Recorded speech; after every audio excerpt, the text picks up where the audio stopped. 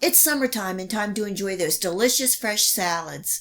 I'm Tess, and today I'm making a Copycat Catalina salad dressing using tomato soup. Stay tuned.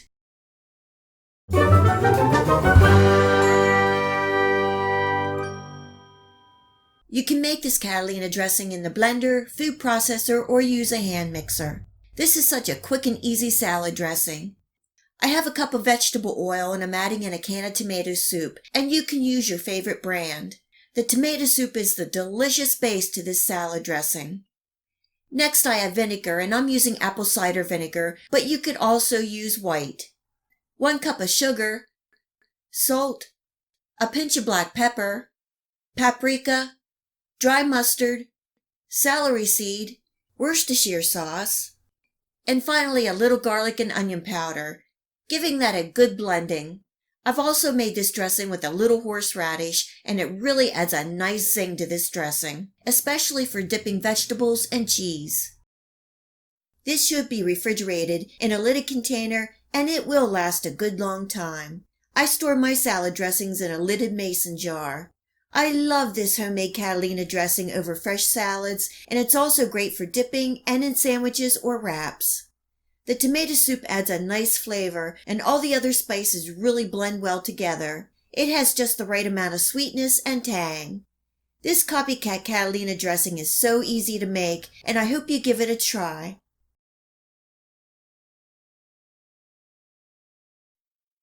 When it's soup and salad night, you want to have a nice, rich, tasty dressing for your salad. Or, if it's wing night, you want a good dipping sauce. I'm Tess, and today I'm making homemade blue cheese dressing.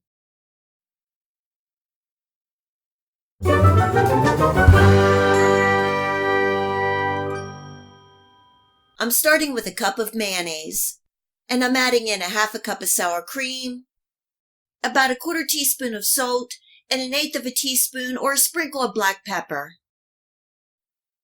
2 tablespoons of white wine vinegar for some tang. And this is 5 ounces of blue cheese crumbles. And a 1/2 cup of heavy cream, and I'm adding just a little at a time, giving this a good mix. Depending on the consistency that you like, you can add a little more cream. What I like to do is kind of smash some of the blue cheese crumbles so the flavor disperses throughout. This goes in a lidded container, and I'm refrigerating for at least 2 hours before serving.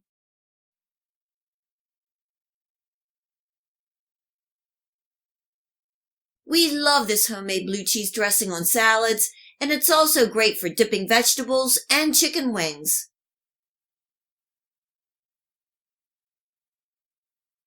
I hope you give this easy homemade blue cheese dressing a try, and enjoy. If you like this video recipe, please hit the like and subscribe button.